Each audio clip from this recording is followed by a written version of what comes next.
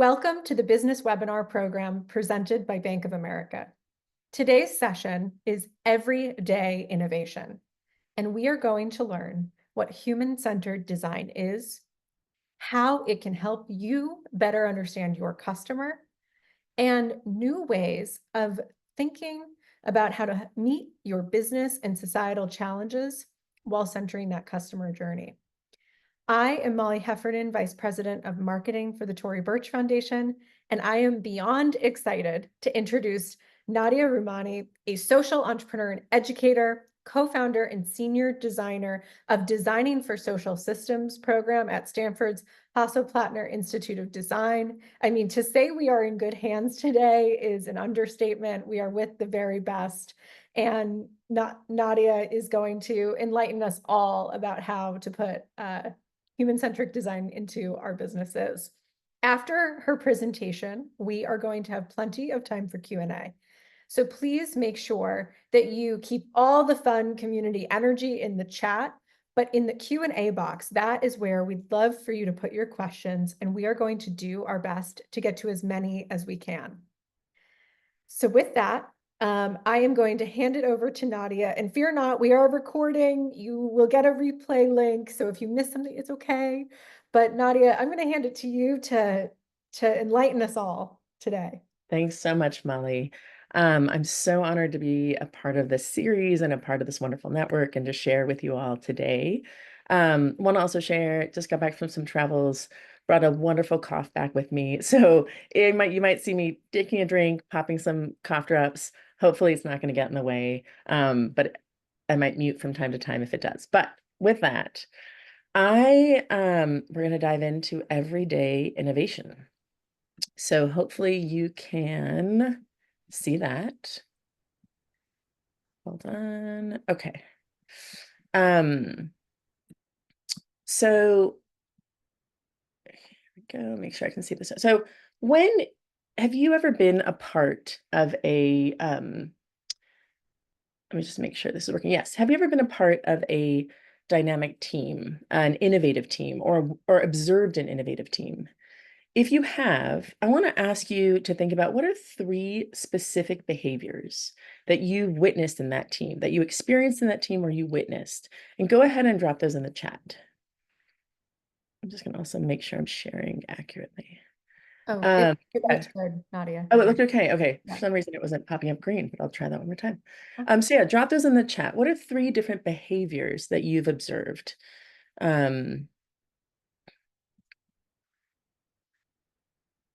Yeah, healthy debate, candor, collaboration, listening, curiosity, creativity, passion, flexibility. These are all wonderful behaviors and ways of collaborating.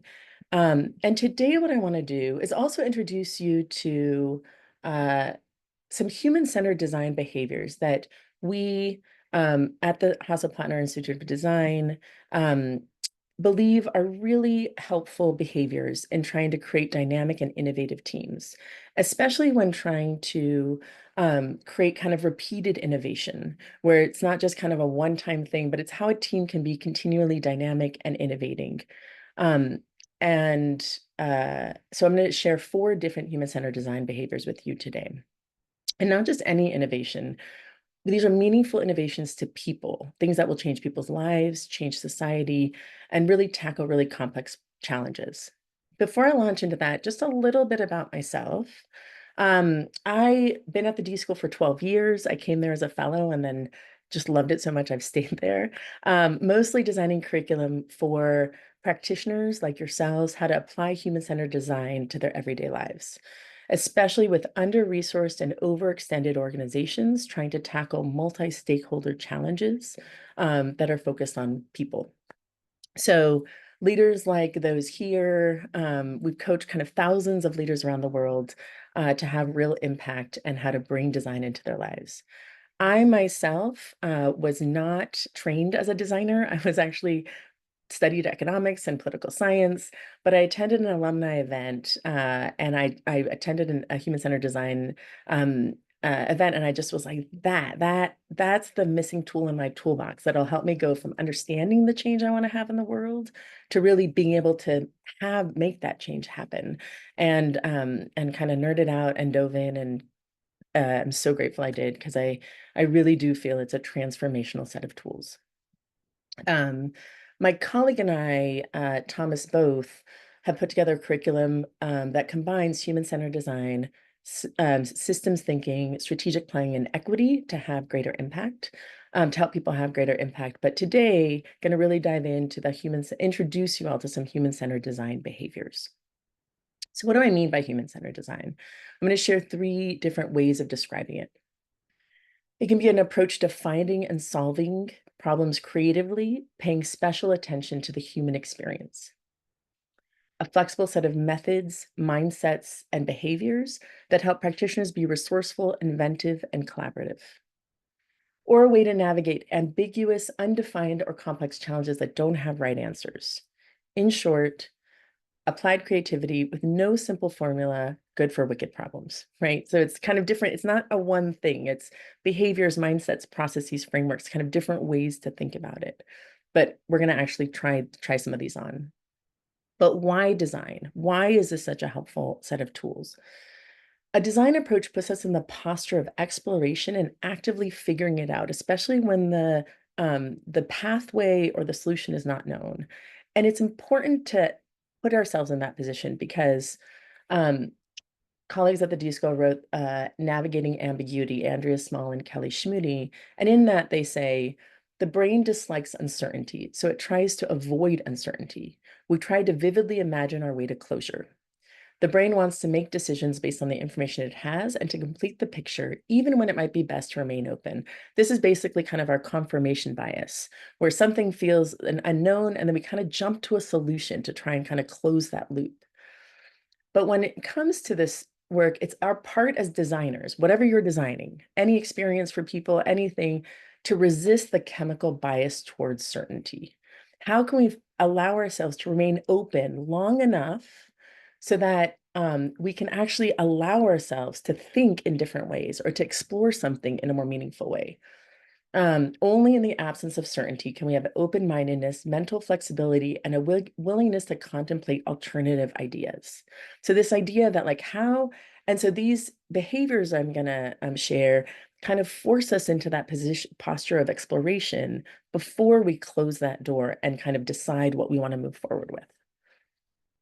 Okay, so that was kind of why human-centered design, but now I want to introduce you to 4 behaviors and then have you all try some of those on. Well, in the time we have together, we'll probably have a chance to try on 2, but excited to dive in. Here are the 4 behaviors I'm going to walk you through. Understand people deeply, seek insights to discover new possibilities, be generative before deciding, and build to learn and gain feedback. Going to go through each one of these. Let's start with the first. So understand people deeply. Hold on, Papa, coughed up. So understand people deeply. This is a central tenet to human-centered design. Who are you designing for or with? If you're in a co-design posture, who are you really trying to change or influence their lives or impact their lives? Let's say, excuse me, let's say that we are working on a project. Sorry about that. Let's say we're working on a project that's focused on increasing recycling behavior for women in order to address climate change, right? That's a goal. We want to increase people's recycling practice. And let's say our goal was to focus on women. Oftentimes, in the desire to get to scale, people kind of leave it at that. We want to reach women. But the question is, which women? Is it young women in an inner city or in like a big metropolitan city? Is it a mom of 4 in the suburbs? Is it a grandmother in the Middle East? Is it a leading businesswoman who's running 3 companies? The context for these individuals is very different. And so first is trying to think about it demographically. Who are we trying to reach? But more, in addition to the demographics, we also want to think of the behaviors. Oftentimes we only slice the challenge around demographics, but we also want to think of the behaviors. So for example, like to think of behaviors a lot of times I like to use spectrums. And so from a spectrum of around recycling, somebody who's like doesn't get recycling, doesn't know why we do it, it's a waste of time, to a recycling advocate, somebody who's out there, advocating for more recycling, to somebody who's recycling curious, right? Where on this spectrum, once you have the demographics, where on this spectrum are you trying to engage? Because trying to move somebody who's anti-recycling to recycle is a very different kind of effort than trying to move somebody who's maybe more curious or more of an advocate. So really trying to define who you're trying to reach is important. The second part of understanding people deeply is this idea of go beyond the surface, uncover beliefs, motivations, and feelings. Not just the superficial need, but not just the explicit need, but the implicit need. And what that looks like often is going beyond a survey and sitting down and interviewing people. This is what I would call an ethnographic interview, where somebody's established a relationship and really diving deep with somebody, maybe in an hour or 2 long hour interview, and someone's taking notes. And here you're asking people to tell you stories. You're asking people to really share how this topic, understand their life and how this topic fits into it. And you're asking them to share stories about this, about how this relates to them, because in telling their stories, we actually are uncovering values. And that's what we want to ultimately be designing for, is when you design for meaning, you design for belief, motivation, and beliefs and motivation. And so that's what you're really trying to go. So going beyond the survey and really going and understanding people deeply. So that one I just wanted to talk about, the first one. The second one, I'm going to invite you in to an exercise. So the second one is seek insights to discover new possibilities. So for this, I want you to take out a piece of paper and a pen. And I'll give you a second to do that.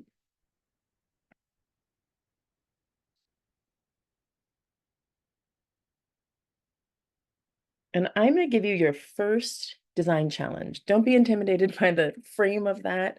It's just going to be a 90-second challenge, and don't overthink it. So here's what I want you to do. I want you to think about your carry-on suitcase. Okay, like whatever you use when you travel. Think of your carry-on suitcase, the one you take on board. It could be a duffel, it could be a roll-on, whatever it is. And I want to give you 90 seconds to redesign your suitcase, improve it. What might you add? A feature? What material might you change? How do you make your suitcase just better? I'm going to give you 90 seconds, encourage you to sketch your suitcase, and just go ahead and give it a try. And I will keep a time. Also know that money is not an object. You can use how much money you want, and magic is totally legit. So if you want it to do things that it might not be realistic, it's totally fine. So go ahead, you have 90 seconds.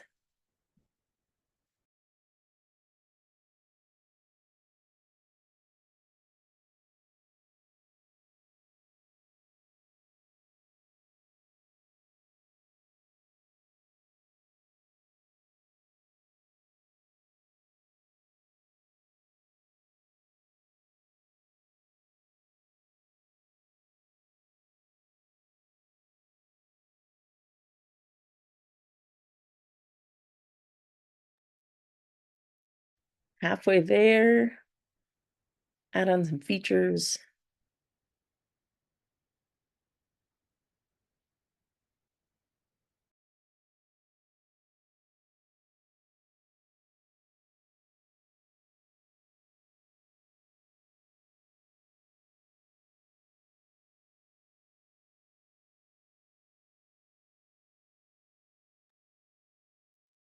Okay, and time. Would love to hear what some of those ideas are in the chat. Go ahead and drop them in. How did you redesign your carry-on?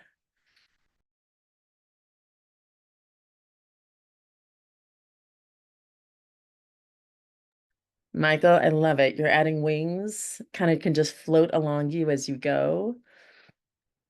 Ball bearings instead of wheels. Love it. Nicole made hers invisible. You can pack it up and it just kind of follows you. Room for more shoes, it rolls itself. Air tag it. Apparently more shoes is definitely a need. A fold-out chair that lets you sit in it.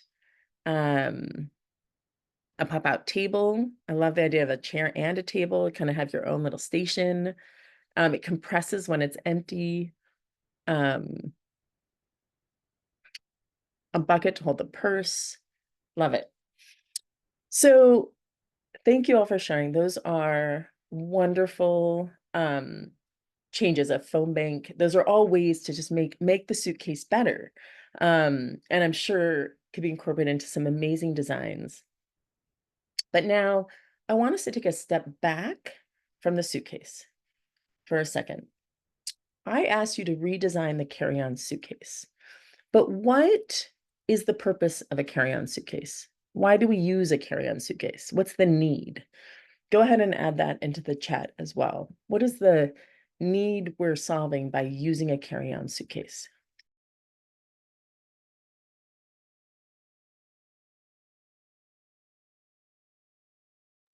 Maximize time on arrival so you don't have to do anything with checking in, avoid paying for baggage fee, transporting personal items. So totally, the need is to have what the personal items you need when you get where you're going, right? The goal is to have what you need when you get where you're going. So what if I reframed the question and I asked you, design a way to have what you need when you arrive where you're going? Now, take 30 seconds and just think about that. It could be a service, it could be an experience, a product. Yeah, what might be something that can help you have what you need when you arrive where you're going? And put the suitcase aside for a second. How might we solve for that? Go ahead and put those in the chat.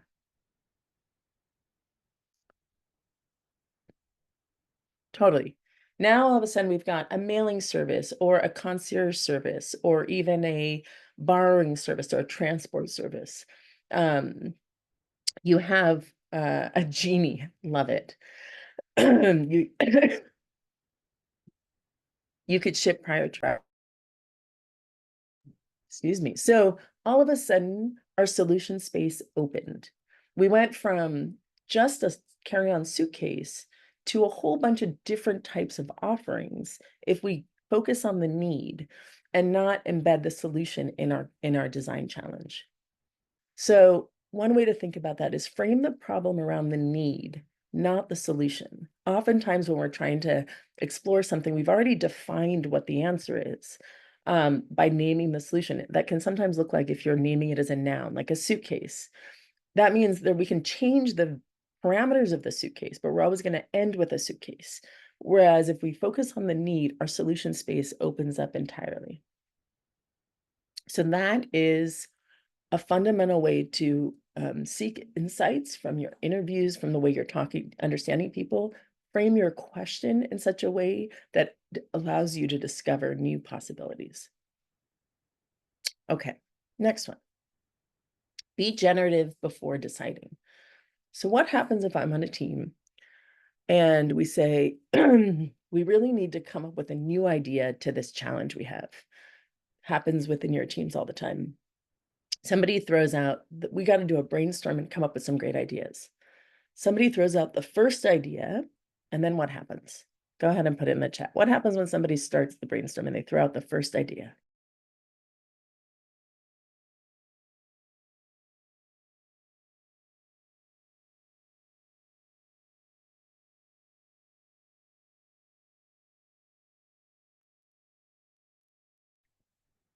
Well, I love that some people are like, we build on each other's ideas. That's great. That's hopefully the behavior we're going for. I'm seeing others where I'm seeing the idea gets shot down. I'm seeing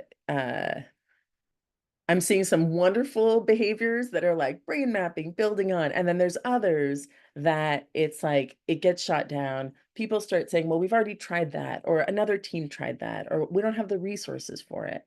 And so when you're generative before deciding, what we mean by that is oftentimes this is what's happening in a meeting. I want to share a couple ideas, behaviors that we find really helpful. Oftentimes, this is what's happening, why there's a ton of conflict, is that you're trying to generate the ideas and evaluate them at the same time. And so what you want to do is separate that part of the brainstorm. Time for generating the ideas, and then a separate time for evaluating ideas. Why that's important is that by allowing the generative moments to get a little bit out there, sometimes even to the crazy, you allow yourselves to go into those spaces where you may not design that idea that's out there, but there might be a piece of that that you bring back into more realistic way. So trying to separate those two moments in a brainstorming session. Another one is how to frame a compelling brainstorming question. Again, this kind of goes back to the last behavior, but especially for brainstorming, it's again, we're playing in the art of framing questions. And I'll give you an example. I'll give you this challenge. How might you get students to eat more vegetables? It's a great brainstorming. It's an interesting question. How might we get children to eat more vegetables, right? Or students to eat more vegetables? Can be a range of different ways we could do that. But what happens if we play with this question of get? We just play and tweak that word a little bit. What happens to our ability to kind of have a bouncing off point to some really exciting ideas? How might you incentivize students to eat more vegetables, right? This idea of like, what can incentivize or gamify, like that whole space? How might you scare students into eating more vegetables, right? The scare now introduces a whole different set of ideas that might come up. How might you inspire students to eat more vegetables, right? Role modeling, et cetera. So each of those, by just changing that one word, allows you to explore very different solution spaces. And it's just a more concrete jumping off point and allows you to kind of go in these different directions. So crafting really great how might we questions is a really helpful to getting a good brainstorm. Finally, it's setting the behaviors of a good brainstorm. Give me 1 second.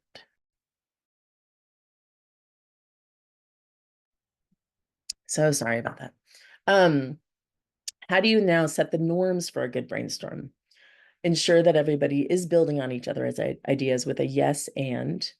Deferring judgment, right? Allowing people to not only defer judgment on others' ideas, but encouraging people to defer judgment on their own ideas. Oftentimes, we're editing our own selves in the goal of trying to, we don't want to throw something out that sounds silly or weird, but how do we create a space that's safe enough for us to defer judgment on our own ideas? Go for quantity. We're going for a volume at certain moments when we're generating before evaluating, and then building on the ideas of others. So that's the third behavior, is being generative before deciding. Just making sure I have enough time for the fourth. Yes. And the fourth one is build to learn and gain feedback. So this is about how do I put something into the world as a way to test my idea, to test maybe some questions or assumptions. So this idea of creating prototypes, low fidelity versions of something that you're going to put in people's hands to test, right? And it's not necessarily testing the entire idea. It could be testing a question or an assumption. So prototype well before you're ready, which means getting into the posture of showing unfinished work, right? We're often used to showing polished work. It's kind of a part of being in a professional context. We like to show finished products. But getting into the habits of showing unfinished work as a way of testing and getting feedback and iterating is part of this behavior around build to learn. And the reason it's important to do that early is that when we do that early, we learn more quickly. And so we won't have invested so many resources and time. And if we test way too late and we learn that this isn't working or whatever, we can kind of expedite that learning and do it much earlier so that the cost to change something won't be so high. So I'm going to give us all one more challenge. Imagine we're pursuing a goal. Let's say our group wants to create more publicly accessible spaces in an urban setting, right? And we have a hunch. We say, how might people use small publicly available spaces? So something much smaller than a park, like a really small space. And we want to test that idea. We think people really want kind of accessibility to small spaces more frequently around a city, and we want to test that. So I want you to think about, what if you had $100 in a day, just $100 in a day? How might you test this idea?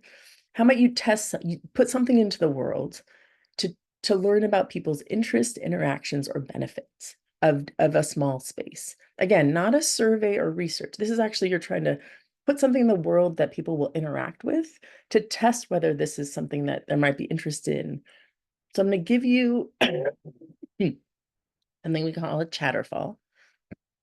I want you to write an idea in the chat, but take a minute to write, but then don't hit send until I say to. So go ahead, and if you have $100, how would you deploy a prototype in a day to test this idea of a small, publicly available space? And give you 1 minute, and then I'll tell you to hit send, but don't hit send before then.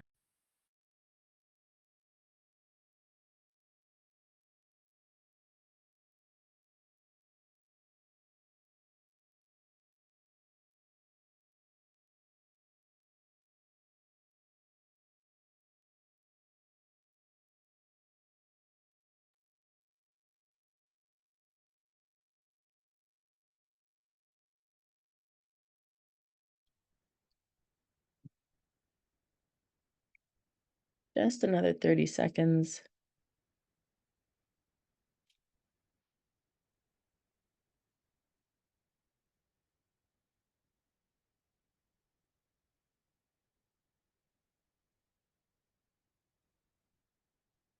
Okay, go ahead and hit enter. Okay, let's see. Create a small coffee and smoking place for people in the neighborhood. Use $100 to rent and clean the place. Love it. Spend 7 minutes in the space for $1. Hoping to reach 100 people and ask feedback as they exit. Absolutely. So you're kind of creating an experience people can walk into. Rent out an outdoor seating area, make it open to the public. Totally. So it's like, how do you find spaces that you could kind of adjust where you're not taking a lot of effort, but enough effort to just test your hypothesis? And I'm seeing some questions here around like gathering more information. And the only shift here is you want to gather more information, but you really want to test whether people, their actions, will they actually use this thing rather than learning from them through a question like, will they actually use use this, or will they be interested in it, or how might they engage it? Oh, I love the 2 subway cars with soothing music. So really reorienting those and using them to see if people want to use them. Some of these are wonderful ideas. Add a bench on the sidewalk. Okay, Christina, you're onto something here, because this is, I want to move into, some of these ideas are wonderful, and I want to go back and read through them. But I want to show you what a company in San Francisco did, a design firm called Rebar did. They basically did the same thing. They had $100 and they wanted to test this hunch. And so they basically went to a parking meter, paid the parking meter for the, they kept putting money into the parking meter. They rolled out this grass lawn, put a tree and a bench, and they just waited and watched. Who would people use the space? Would they sit down? How would they interact with it? And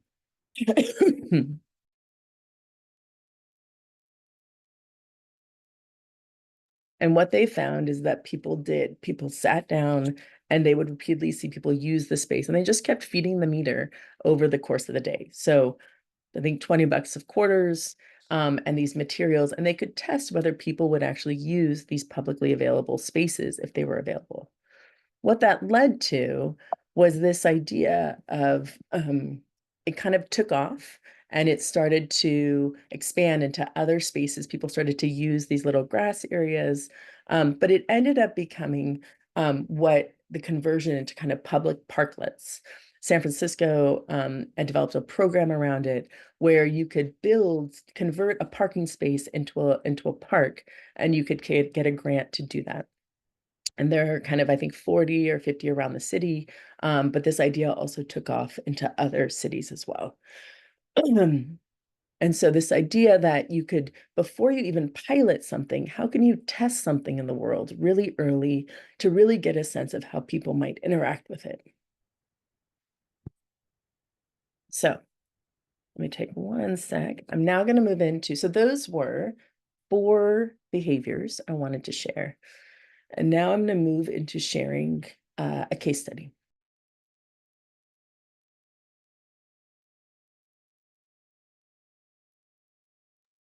Sorry, y'all. I tried to throw everything at this cough before we started, and I did not succeed in making it go away, but hopefully it is not as annoying to you all as it is to me. Okay. Case study. So I want to show you how applying this now in real world. So take these 4 behaviors and let's apply them. So I'll share this. In 2015, I launched, in addition to my time at the D School, I worked with Professor Paul Brest at Stanford, and we co-launched this effective philanthropy learning initiative, trying to help high net worth donors have greater impact with their giving and really to unlock more resources for nonprofits. One of our ideas was, could we increase the quality of philanthropic support from wealth advisors at large banks? This idea that we heard from a lot of donors is they're starting to ask their advisors about philanthropic planning, but their advisors don't always have the information or know how to guide them. And so could we somehow narrow that gap and really empower wealth advisors to provide more philanthropic support? My question was, are wealth advisors interested in providing that kind of support? What do they already do? What are they interested in doing? So under this idea of understanding people deeply, we said, okay, let's go talk to some wealth advisors. Let's talk to 10 to 12. We set up interviews, again, one-on-one interviews, or one-on-two, myself and then somebody note-taking. And we would about an hour-long interview. And we'd ask them to talk to us about their practice, to themselves. This is different than an expert interview where I'm asking them to give me opinions about the field. This is like, tell me about your experience working with your clients and what do you talk to them about? What do you not talk to them about? How interested are you in philanthropy? That kind of thing. One thing we added to our interview is we included an empathy probe, which was before I tell you about that, and this is who we were focused on. I said earlier, the who is important, on the behavior is important. So we were working with wealth advisors at banks. And if you look at experienced in philanthropy to new, we weren't looking for the people who were experts or the people who kind of were just starting out, but the people who had some knowledge or had some knowledge of philanthropy. And then from not engaged to proactively engaged. We didn't want the people who were like, this isn't part of my job, not interested. That's a whole different kind of conversion or need effort. This was people who were saying, I want to offer more support, but I'm trying to figure it out. That's who we were focused on. As we were trying to learn, we included this empathy probe of using cards. Also can be called a card sort. So we put on some topics like set up a giving vehicle or start the conversation, and we asked them to sort the cards during the interview. What do you currently do? What are you not interested in doing? What are you curious about? And then had them excuse me, also a few cards to just fill in the blank. And as he was sorting them, we'd also ask, oh, tell me a little bit more about that. Why would you not want to raise that topic? Or tell me more about this one. Why would you want to? So it was a great way to be able to dive deeper and really get a better understanding of what they were doing and what they were curious about. Again, trying to really understand motivation and ideas and actions, and not just kind of what was happening.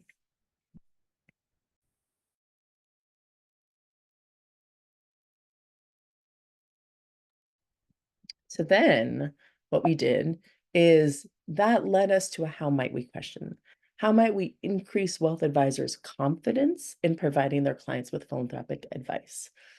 And we played around a lot with this between confidence and competence, because part of it is we want them to get better at giving advice, but we really learned that one of the biggest barriers at that moment was just their confidence. They didn't feel like they knew enough to provide advice. And so we really wanted to see what kind of resources would allow them to feel more confident to even start the conversation.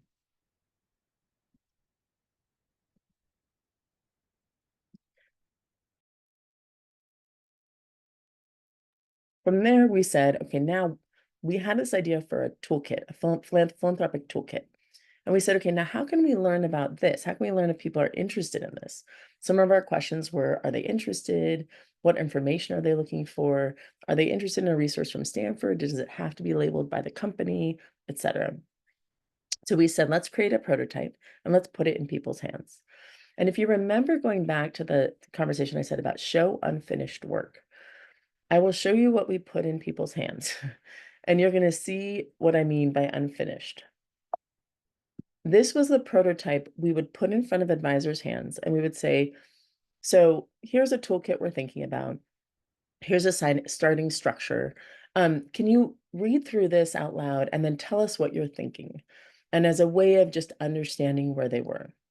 The reason we show this level of fidelity is if something were more polished, people are more likely to kind of say like, oh yeah, this is great, maybe I'll use it. But if something at this fidelity, they're just gonna, they know it's in progress and they're gonna be really honest. And we would say, you're not gonna hurt our feelings, tell us exactly what you think.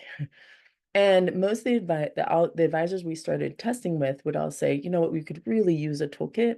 One from Stanford would be really helpful, but I would never enter through these 3 doors.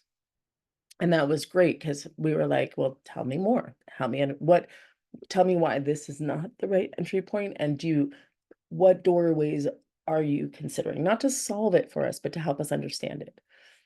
And they would say, my clients often, these are the 5 questions they're asking me the most. And we were like, well, okay, that makes sense. Those sound like the right doorways then to start opening. So we would then go from there and adapt it and revise it. And you'll start to see prototype 3 to 5. You start to see we're entering through now. We're shifting the structure, we're shifting the feel, and we're at each time we're kind of testing something different. Sometimes we're testing the content, sometimes we're testing the feel and look, sometimes we're testing the experience. The prototype should be built at the fidelity of your thinking, right? And so we would kind of expand it. We went from testing with a few individual advisors to start testing with many, so that here you'll see we're testing with a bunch of wealth advisors on the left. We started to co-create some content with some. Some would come in and actually help us completely, you'll see here, just give feedback on exercises and really kind of tell us what were some of the, where we could improve it. So you'll see, till eventually we landed at this was kind of officially released version 1. From there, we were not done quite yet. We still wanted to get one more full round of testing. I mean, this was kind of release 1, but we knew that we could adapt it one more time. From there, we did another round of feedback from 10 banks and 3 donor advised funds. And you'll see they're kind of taking it apart. There's different, we're asking for feedback in very specific ways, in very specific sections. Until one of the feedback we got repeatedly was, this is such a great resource, but it can be a little overwhelming. We need it to be modular. So then the adaptation was that it became modular. And the last step was then to say, once this was released, we released it under Creative Commons license so that banks and donor advised funds and other groups could just adapt the content to their work. So you'll see that Fidelity Charitable incorporated a lot of the content into some of their resources for donors. DAF Giving 360, formerly Schwab Charitable, adapted their giving guide from that resource. And then banks such as Perpetual in Australia also adapted their toolkit. So what I mean by modular is, rather than kind of a whole book, sometimes we just need the pieces of it.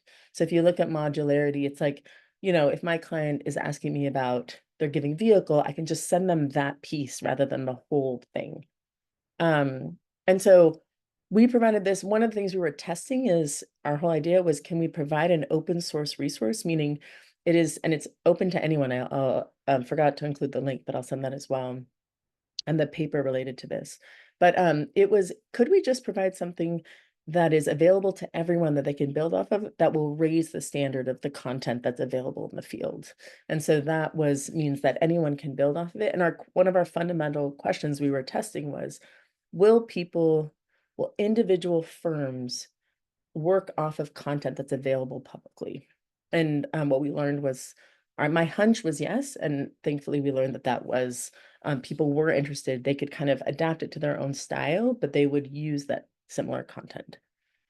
So that was the case I wanted to share, just in applying these behaviors, right? So understanding people deeply, really trying to understand what was motivating advisors, what resources they need. Our goal was to keep it short and sweet. Nobody reads a lot. They want activities, they want resources they can send, seeking insights to discover new possibilities, coming up with a bunch of ideas before, and then really testing it, doing a lot of testing while we built.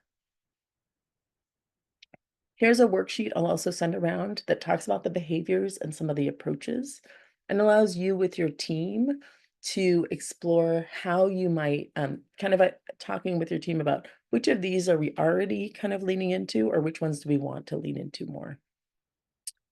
I'm gonna pause there. Covered a lot, but I'm excited for some Q&A. Yes, and we do have a lot of questions, Nadia. So I think I'd love to bring it back to the beginning, because you started us with an example of, women and creating your demographic and then your behavioral group to start to inform this process. And there was a great question that came in. It said, how should a founder approach developing offerings when there's more than one group? It's not just women under this demographic. So how do you slice and consider when you have sort of this range of a customer base in mind? Absolutely. I think the best place to think about doing that is just pick a place to start, because it's really hard to build for many different people simultaneously. And so just pick a demographic that you want to start with and just start designing there, and then it can adapt as you go. But oftentimes what I will ask people is, we spend so much time on the who with teams. And then their answer is usually, well, I want all of them. And because there's a desire for scale. But the problem is, when you take that approach, the irony is that when you're more specific, you're more likely to scale, because it allows you to get you can actually get to meaningful design that then you can then adapt to other groups. But if you start too broad, it almost doesn't let you uncover the meaning, the real insights and nuggets. That's great guidance. And I think a couple of folks asked questions because we have different size organizations on today's call. So one person wrote, do you have advice for teams that maybe are still just one founder or maybe one or two people, to be able to start to create these patterns of behavior around generating ideas under this framework? What do you do if you're solo? So solo it's definitely challenging, because you almost need a sounding board. And so I wonder whether, it's not saying that it's impossible, but I wonder if there's some people there's some behaviors that are just, you don't necessarily need someone else, but you can do, like going out and talking to people.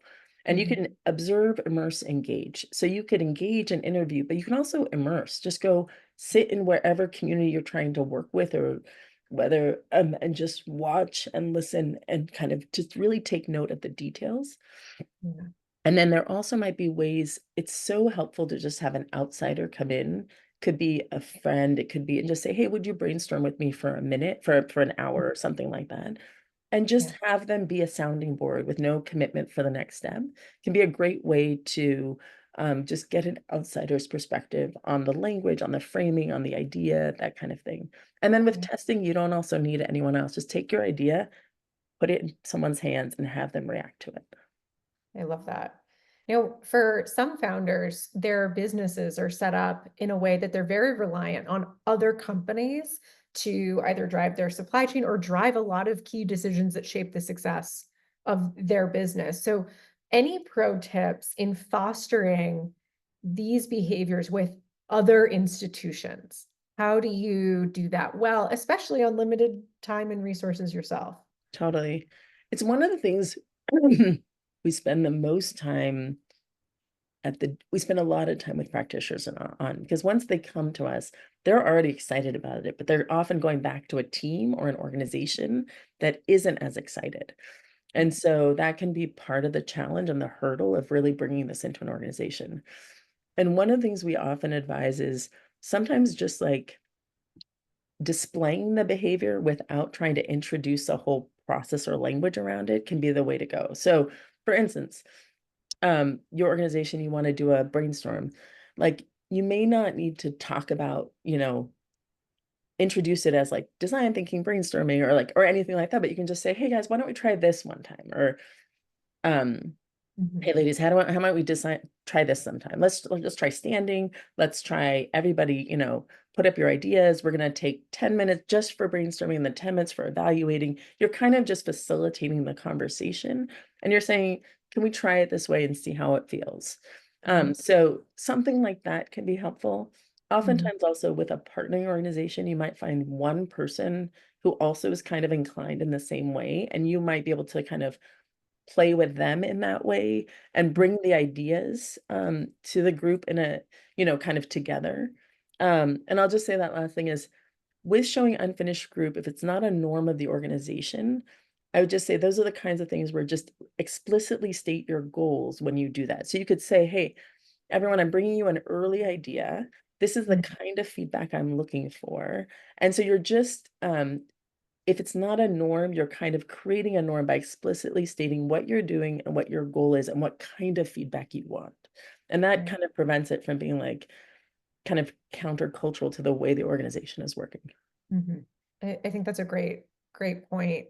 And um, if you are in, elbow deep in a session, but things are starting to maybe go off rails, or you're feeling as if um, the space isn't safe, what are ways that people can bring that conversation back, or parking lot and pause? Like, what are some healthy tools that can bring everyone back on track in a safe way, so that this is something that your team can maintain energy around?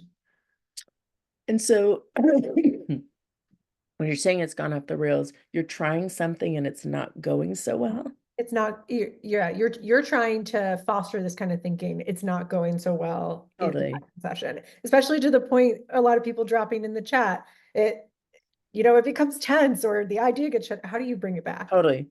Yeah. Um, I think sometimes first, if you're introducing something, reminding people of like naming the norms on a board, on a paper, on a thing. So you're able to bring people back to kind of like, hey, y'all, we're in this flaring, like we talk a lot, and I like the frame of like focusing and flaring, right? There's moments we're flaring and moments we're focusing. And so Mhm. you could kind of be like, okay, everyone, this is a flaring moment. We're being generative. We're not evaluating. We're going to come back to that moment. So it's like reminding them of the position you're in. Sometimes Mhm. it's also helping people know where you're going. So, just saying like, here are the steps we're going to go through. And so that you could also point to a visual to say, we're here, we're not here yet, just kind of reminding them. Um, and if people are really, I think it also helps to have a few allies kind of on board so that you might also not be the one having to kind of reset and check, but it's like others are helping to name those things when they're happening. Mhm. I'm going to shift gears a bit to bringing something to market, knowing when the right time is to put that early prototype. Is there generally a tipping point or a feeling that the organization should be listening for? Yeah, I mean, I think it's when you're going from a prototype to, I would say like next phase is probably a pilot, right? Mhm. It's normally when you just start to hear the same feedback over and over, like when you're Okay. not getting kind of where people are kind of moving with you, it's also when you're able to name something or they hear something that you've reframed in a way that they're kind of like, yeah, that's Mhm. it. Like they may have never named it in that way, but you can kind of tell when somebody really is kind of saying like, that's it, or the thing you're sharing with them is really meeting that need. When you start to see those patterns and people are kind of giving you the same feedback or you've adjusted in such a way that you're seeing it's not really taking you in different directions. Okay. I would say that's when you kind of like lock in and say, okay, you're not driving for perfection. You're driving for improvement to a point where you can actually launch something that you feel like has been tested and kind of pressure tested in a way. Mhm. So I would say usually when I've done things like 6 to 8 people is, I mean, it's like a number that I have found if we kind of hear the same things in that space, you're kind of like, okay, I'm ready to move into the next phase of this work. Yeah. And Mina here just dropped in the chat, there are the stages. And so do you mind sort of outlining for us? Is it, prototype, pilot test? How would you sort of define them, just so everyone Totally. can think of those checkpoints? So, and some of this is, it's not necessarily linear, right? But it's because sometimes you might start, if you already have a hunch, you might Mhm. start with the prototype as a way to just kind of question that and move from there to get people's reactions. And even as a way to get more empathy and understanding from who you're designing for. I would Mhm. just say a pilot for sure comes after, whether you're interviewing or you're prototyping. The pilot almost comes after you've kind of tested. And a prototype can be thought of as, I would think about it as you may it's not necessarily a test of the full pilot. Prototypes can be just tests of pieces of the puzzle.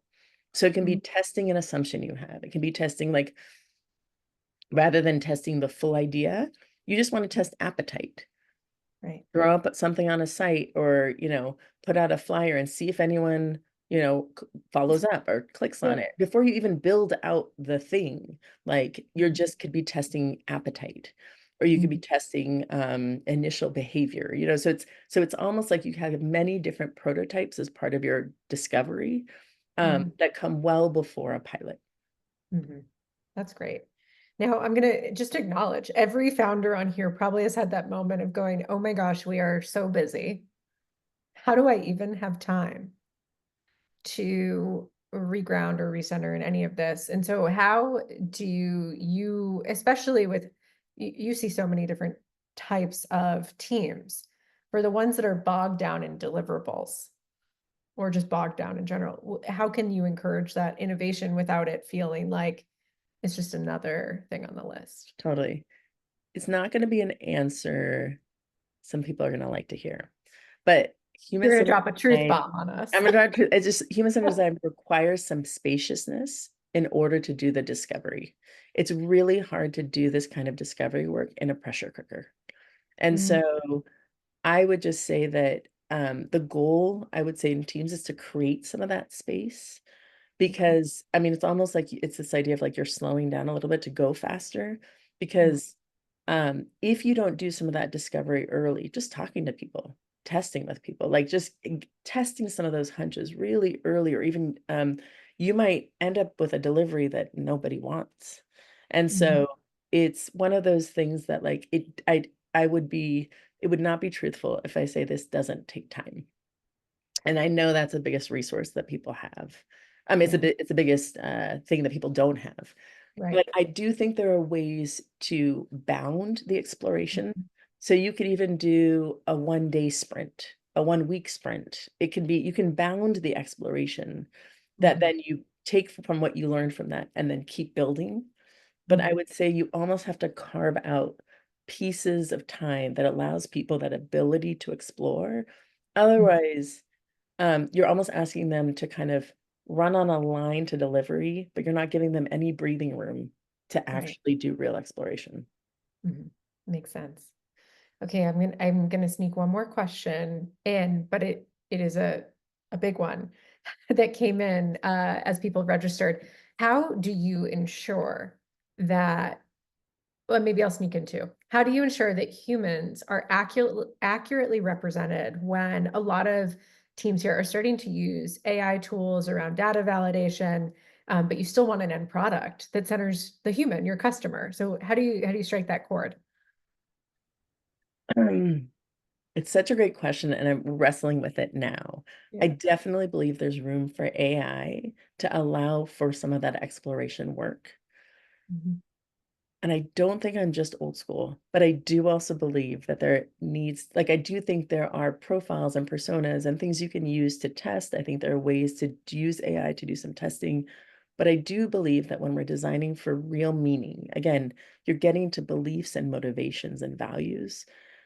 There is an element of also sitting down with people, building relationships, building trust, and really trying to understand what those underlying needs are in Mhm. order to be able to design more impactfully. So I believe you can combine the human approach and the AI approach, but Mhm.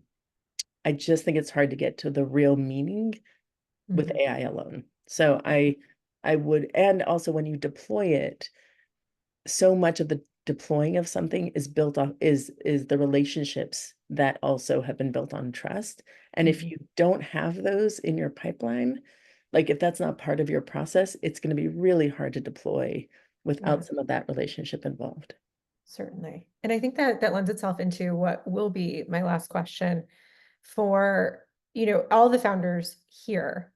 You are leaders of your businesses. How can they ensure that the solutions that their companies create or the products that they create ultimately are culturally inclusive? And how can this process of human-centered design help and aid in that?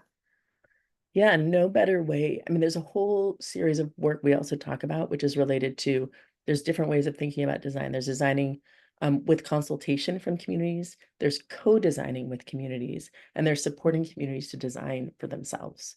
So that's on a spectrum of thinking about where you want to be. But I would think, especially with different cultures and different ways, I think thinking about this as like co-designing or designing, I just think time spent in those communities, engaging them, possibly co-designing and finding partners who are part of your team and part of the decision-making team really makes a difference in trying to move something forward in a meaningful way. Yeah. Well, I know I ended with a question that could have been an entire webinar in and of itself, Totally. but Nadia, I cannot say enough how grateful we are to have you with us today and your expertise that you have shared with the community, and excited to see how every business here is starting to bring this forward. Keep us posted on how this is helping your companies. Um, and on top of that, let us know how you liked today's session. We are dropping a link in the chat so that you can give us feedback about our session today, and check your email for announcements about our webinars coming in the new year. Registration is open for our first one in January, so make sure that you join us in 2025 for more business webinars. And with that, we will see everyone next time. And Nadia, again, thank you for being here. And we've learned so much. Our whole team was taking notes. Thanks for having me. Such an honor. Thank Bye. you. Thank you.